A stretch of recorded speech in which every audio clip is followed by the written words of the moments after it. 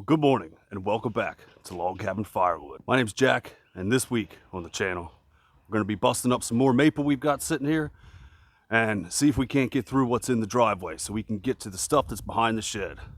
Stick around.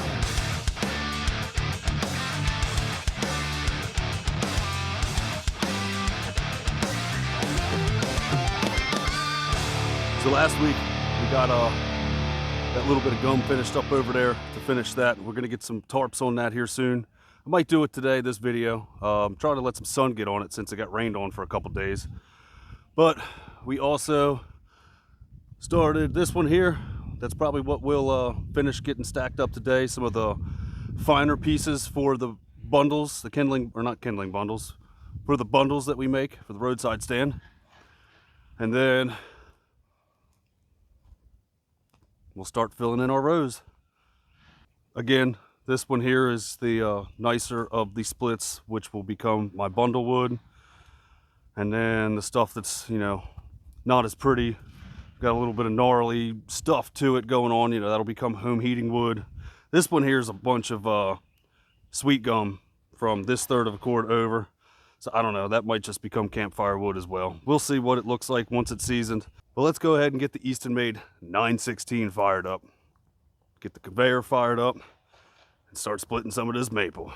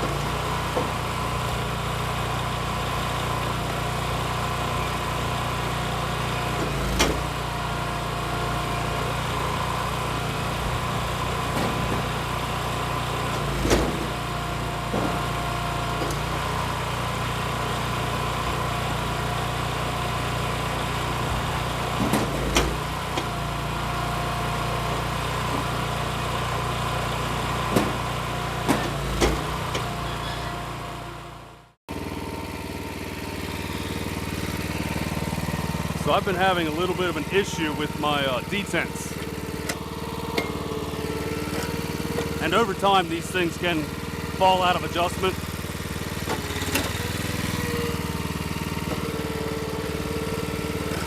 So from what I understand, you want these set at about a 300 to 500 difference. So you want your send to kick off around 1800 PSI.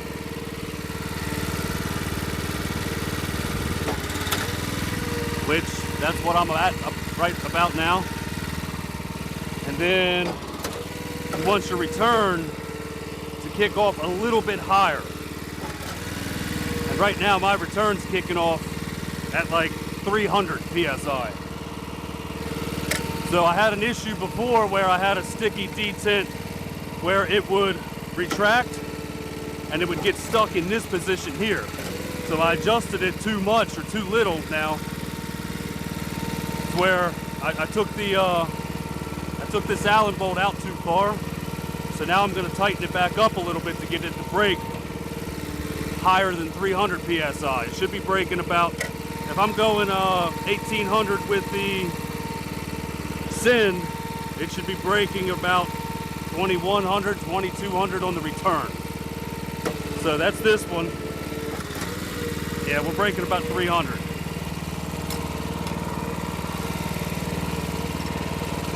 And to do this, all you do is hold this, the inner part, break this captive nut loose. And then if you tighten it, you will increase where it breaks. And if you loosen it, you'll decrease. So I'm just going to tighten it, quarter turn.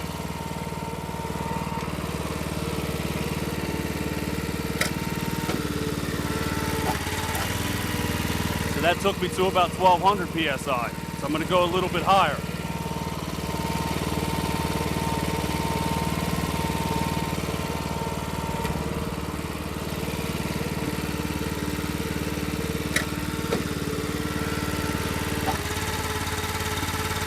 Okay, so this is what I was experiencing. So I'm gonna lower it down a little bit.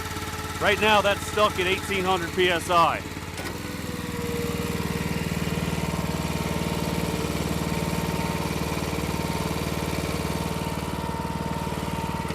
I also might have an O-ring that's bad in here.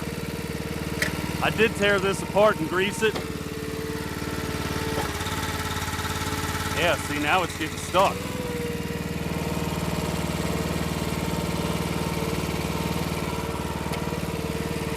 We might have to dig into this further.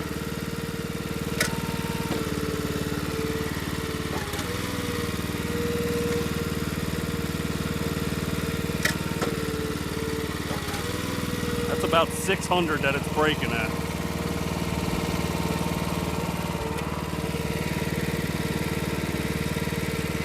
And when you do this, you want to make sure your oil's hot. Make sure the hydraulic oil's hot.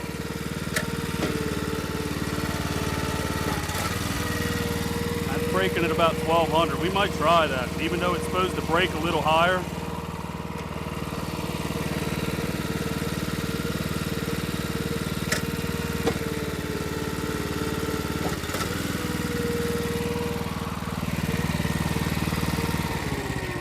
But from the way I understand it, you want the retract to break at a higher PSI than the send, because if it's lower while this is sending, this could kick off before this fully goes all the way down. I don't know. I'm not a hydraulic master, just kind of showing you what I'm playing with here to try and figure out my problem. Gotta remember, I did buy this machine used. It was built in 19. November of 19, this machine was built, and it had a rough life before I brought it home. The guy that had it before me, he definitely put it through its paces.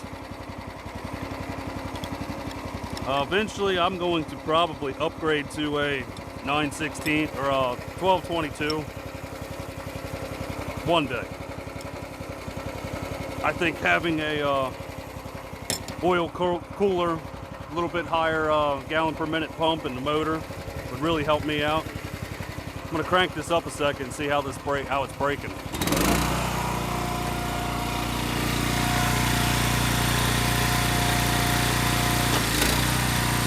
Okay.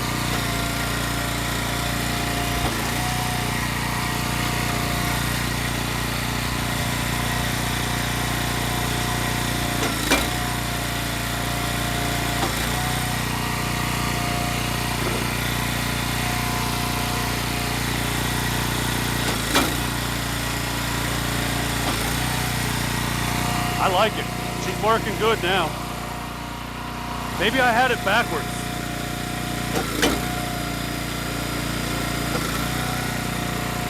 Maybe the send does need to be higher than the retract, and I had it backwards. I don't know, any of you hydraulic guys, tell me in the comments if you know any more about this than I do. It's working good now though.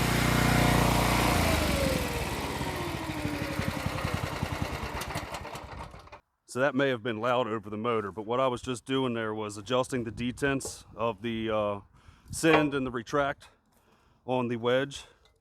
A couple weeks before Brad's fellowship, and even at the Hope event, I started having a sticky retract button where the ram, when it would go all the way back, the retract would get stuck in this position, and it was just a matter of adjusting the detent to get it to fix. Well, the beginning of last video, when the machine got hot, I went ahead and fixed it. And I guess I loosened this up too much, and it was only breaking at about 300 PSI. And when it would get all the way here, then it was getting stuck here. It wasn't retracting. So when you have auto cycle and it stops working, that becomes a pain in the butt. But it just, with any equipment, nothing lasts forever, and it's not a manufacturer defect. It's just things wear out. Like I said, there might be an O-ring in here that I might need to fix eventually. This thing sat outside for years. I try to keep it in the garage as much as possible, but I don't know. Things may have wore out inside. But for now, it seems to be working. But it's a very easy fix. The what do I got here? I think I was using, I done put it away. I'll show you what I was using. I had an adjustable wrench, and then I think it was a 22 millimeter. Yeah, 22 millimeter is what you need to hold that. It actually might be standard, but 22 fits on there for me.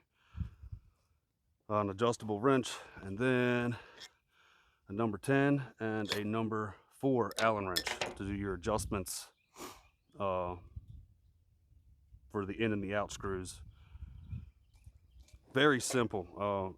When I had an issue with this the first time, Andrew got on the phone with me, did a video chat, which is super cool, getting the owner's support on a video chat. I took a video, sent it to him, said, hey, look, this is what I've got going on. Am I doing something wrong? Is it something that's failed? You know, what can I do to fix this? He got on there. He told me, he had me tear this whole thing apart inside and grease it up, which is really cool to see the inside of the hydraulic. I don't even know what you call this. Whatever it is, valve. Really reminded me of the way the piston system works on an AK-47. I don't know many of you that have seen the insides of those, but I've seen a lot of them, and that's what this reminds me of, just the way the whole piston system works in there with the balls, that the way the detent kicks off. It's a really cool system, very simple system, and I know it works, and everything looked good in there when I re-greased everything. So I don't know. Again, if you guys have any other ideas, I'm breaking it about 2,000 now on my send, and on coming back, I'm hitting it about, I think it was 16, in between 1600 psi and 1700 psi. I still think I had it backwards. I think it's supposed to be, you know, that 3 to 500 psi difference in between the send and return. I think I had that backwards. Let's push some wood through it and see if it works. I'm going to keep my tools out here before I put the cap nut, the dust covers back on these back here, and then we'll go from there.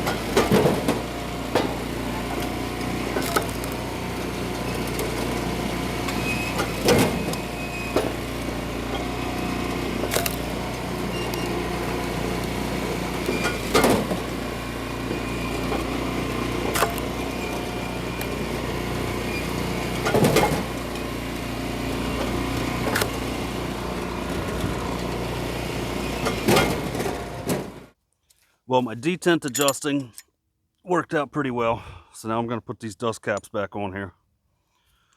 I got all the maple split that was in the driveway.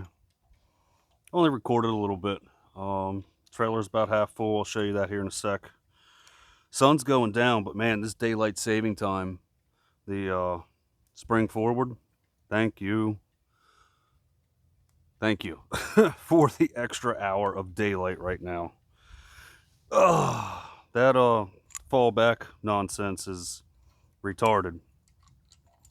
And if you listen to the Hardworking Man podcast, I believe it was last week, Heath said one of his buddies at work said they changed clocks back so the sun will stay up in the sky an hour longer, or something silly like that. It had me rolling. Check out the Hardworking Man podcast. It's good stuff. It's nice to hear Heath and Rachel's dynamic together, you know, as a husband and a wife team. I love them guys. They're good people. While we're here, Firewood on the Hill, Matt and I believe his wife's name is Sadie. They're down in North Carolina. They run wolf ridge equipment.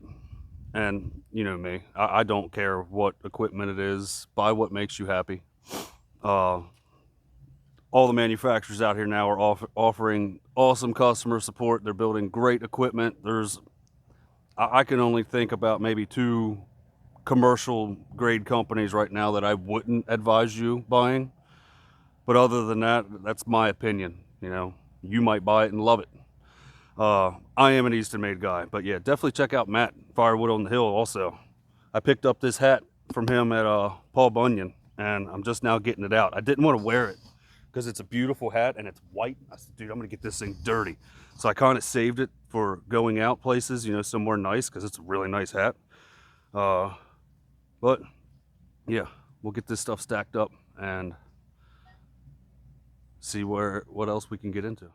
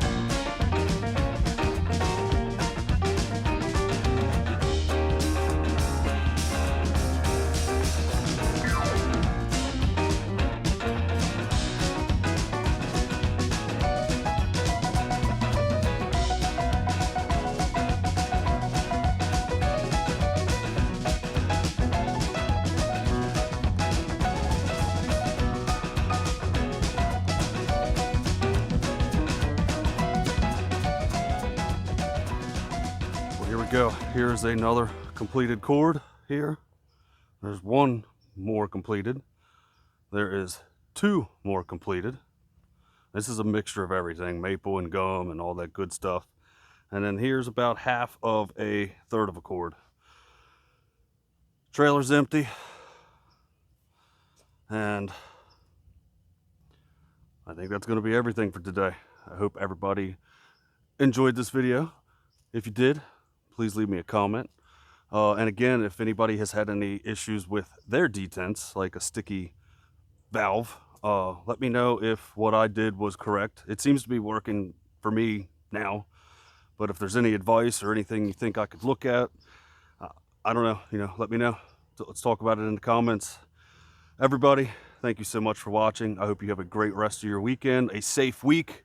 We'll see you back here next Saturday, 6:30 a.m. Thank you so much. take care of each other.